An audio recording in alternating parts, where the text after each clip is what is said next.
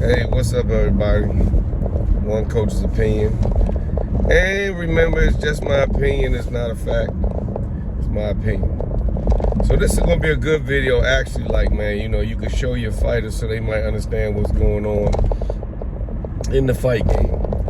And like my man always says, there's levels to this. Well, everybody says there's levels to this. But I'm going to kind of try to break down the levels in layman's terms for fighters, up-and-coming fighters, and fighters that, say they want to turn pro and stuff like that. Okay, so here we go. There's 5 types of fighters. Basically, 5 stages. Let's say 5 stages you have to go through in the fight game. The first stage. Now, this is for actually if you've done enough in the amateurs that you have some support. So the first guy you should get when you're fighting, your first pro debut, and this is for guys who maybe have done enough, or they have somebody that want to back them in some sort of way, or, pay for their medicals, or, I got this guy, help me build them. That's what you need a promoter for. But if you don't have a promoter, you're on another stage, and this is the stage that you probably won't get. So the first type of fighters they're going to put in front of you are going to be fighters that you better beat. That means when you fight this guy, you better beat him. If you don't beat him, you'll probably get cut. You're wasting our time. This isn't the guy for you. This isn't the sport for you. That's pretty much the first level of fighters you're encouraged. These are guys that we're just trying to get you comfortable under the lights. Let me see how he reacts. Bunch of fans. You had to sell tickets. You know what I'm saying? It's kind of different from your amateur fight because you're required to sell tickets. When you're in the amateurs, you're not really required to sell tickets. In the pros, not only is it skill, but you have to be some sort of a ticket seller. Okay. Stage 2. Now this would be for almost the guys that don't have nobody backing them. Now you're fighting guys that you should beat. So when we put this guy in front of him, you should beat this guy. Stage 2 of the guy that's getting, has a promoter, has some backing of some form or fashion.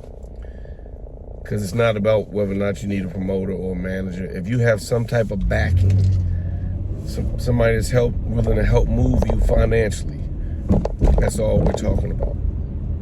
Okay, now these are the guys that you should beat. Like we're putting him in front of you. I mean, he should beat this guy. He should beat this guy. He has the skills, his level might step up a little bit, but you should beat this guy. You should beat this guy. Now, level 3, you've gotten all the guys that we just put in front of you. Now, we're working on the guys that you're supposed to beat.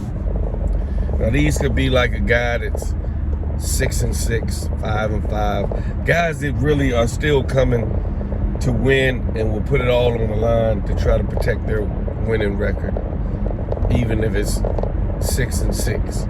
But they'll come to fight, and you're supposed to beat this guy. He's tough, but you're supposed to beat him because we wouldn't have signed him. He's 5-5. Okay. So now you've been put in front of guys that you're supposed to beat. Next is the 4th stage. And this is the stage where it puts you on the level of championship contender if you can do it. Now, these are the guys that you need to beat. We've given you enough guys that you can beat. You're beating guys at the level of even. You're beating winning fighters. You're beating guys with winning records. Even some guys, these are the guys with winning records, but probably didn't make it to the championship level, or they got to championship level, fell off, and their careers got to the point where they became like stepping stones and just to see where your level is at. But you need to beat these guys to get into championship contention. Stage 4. Now here's the most important stage. You beating all the guys. They started giving you the 17-4 guys, the 21-6 guys like that. These are the guys that you needed to beat to get to that championship level. Now here's what champions are made of. The last level of fighting, the highest level of fighting, are the guys that they put in front of you that are supposed to beat you. World champions are guys that beat guys that are supposed to beat them. You get an opportunity to beat a guy that is supposed to beat you. So even Errol Spence, Terrence Crawford, all these guys, they might have went into their first championship fights. They might have went into them thinking, I'm gonna beat this guy, blah, blah, blah, but that's what you're supposed to think. But the world put somebody in front of you that was supposed to beat you. People probably thought, there were certain people in this world that thought Gamboa is supposed to beat Terrence Crawford. And Terrence overcame that, of course, became a champion. There were people, when Errol Spence fought Kell Brook, they probably said, Kell Brook beat Sean Porter, and he's a megastar over here, and he was supposed to beat Errol Spence in their minds. Of course, Errol didn't go for that. He was like, oh, I'm gonna beat this guy too. I'm not saying that, but this is a guy that on paper was supposed to beat him. This is a guy that was a champion, and I'm supposed to beat him. Errol might have more leeway because of his like Olympic background, and still, by the time he was fighting for belts, he was in there with guys that felt they could beat him, that their coaches felt we could beat him. Nobody went in there and said, I guess we're about to give up our belts. They're making us fight Errol. They went in there thinking we're the champs and you're supposed to beat Errol.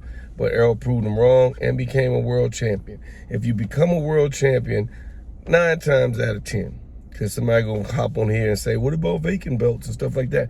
Okay, usually if you fight for a vacant belt, it's a chance that it's 2 guys and both of them are at the stage where they're supposed to beat somebody that they're not supposed to beat. You know what I'm saying? That this person that is put in front of you, you're not supposed to beat him. The guy that just fought Tank, that still is a champion, because Tank wasn't in his weight class, he was not supposed to beat Chris Colbert, and he was not supposed to beat the other guy. It slips my mind. It really doesn't slip my mind. I forgot how to pronounce his name. But he wasn't supposed to beat any of those guys. But he did it, and that's how he became a world champion. So you could judge him on the last Tank fight he had, but he went up to 135, and they let him, and he's still a champion at 130. He still has belts.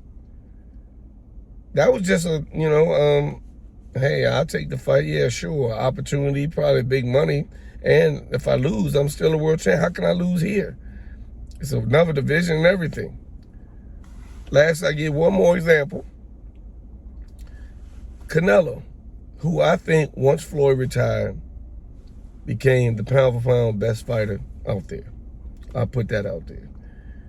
I don't know how anybody jumps on that pound-for-pound and just skips over Canelo and puts Canelo like 3rd. Canelo is the pound-for-pound probably champion right now. But he decided he wanted to go up to 175 and challenge Bivol. I had Bivol. A lot of people probably maybe still had Canelo. If you're probably just a boxing fan, I knew Bivol was going to be tough. It's 175. He's one of the toughest guys. He hits hard. He's a tough character. Canelo wasn't supposed to beat him. This guy was supposed to beat Canelo at 175. I'm the champion. I'm supposed to hold it. And he did. If Canelo would have beat him, that's how he's establishing greatness. That would be another belt at another weight class, fighting a guy that you weren't supposed to beat. This guy was designed to beat you, and he did. No knock against Canelo. Canelo said, I'm still a champion at a lower weight class. I just took a challenge at a higher weight class, and that's what I'm saying. He fought a guy that was actually supposed to beat him, and he beat him like he was supposed to do. So that's the levels of fighting. You're going to get guys like that. You're going to get the guy that you better beat, should beat, supposed to beat, the guys you need to beat to get into championship caliber fights. And when you get that title shot, you're fighting somebody, remember, that's supposed to beat you. And if you can overcome this guy, you become a world champion. So if you're not beating, say you're at the lower level, and you're not beating the guys that you're supposed to beat or should beat, don't get mad and be like, oh, everybody's hating and blah, blah, blah. You didn't fulfill your obligations. These were guys that were put in front of you at a certain time that you should have defeated, and you didn't. So I'm not saying the first loss is going to halt your career, but you're going to find a little bit of a pause in your career. So think about that. Those are the 5 stages. I'll read them all. The guys you better beat, the guys you should beat, the guys you're supposed to beat, the guys you need to beat, and the guys that are supposed to beat you. Remember that. Now, if you don't have anybody backing you, you're not going to get any of the better beat guys. You'll probably start off with maybe you should beat him. If you want anybody to sign, you should beat this guy. So if a promoter comes to you and says, I got a guy, and you got a guy that's 1-0, and you're saying this guy is the next thing, and he says, well, I got a guy that's 2-2. And you say, well, nah, we don't want to fight him. Okay, the promoter's probably going to say, well, let me know when you do, because this is one of my opponent guys. I wouldn't sign him, but I keep him around because he wants to get paid. He's sturdy. He still has a chance to be a champion, but he's fighting at a slower pace because he has 2 losses. But he's willing to fight your kid. If your kid won't fight him, then we're not going to sign your kid. So remember that. If you don't have anybody backing you, you'll probably start off at level 2. Nobody's going to give you those gifts that those other guys were backing or getting. And those are just to make sure that these guys don't panic under the lights and stuff like that. They got a little bit of bravo with them, bravado, and they moving around. Hey, jumping on the ring, blah, I did it. You did what you were supposed to do. We put a guy in front of you you were supposed to beat, and you did that shit. You're better at beating this guy. Otherwise, we would have been kind of talking like, all right, man, you know, we're going to have to focus a little more and see what's going on because we thought you were better than that. So one coach's opinion, remember the 5 stages. Remember how it goes. Maybe I'll do a video later and break down how fights are managed and how promoters might look at you. But just remember that as a fighter, those are the 5 type of fighters that you need to defeat to become a world champion. One coach's opinion.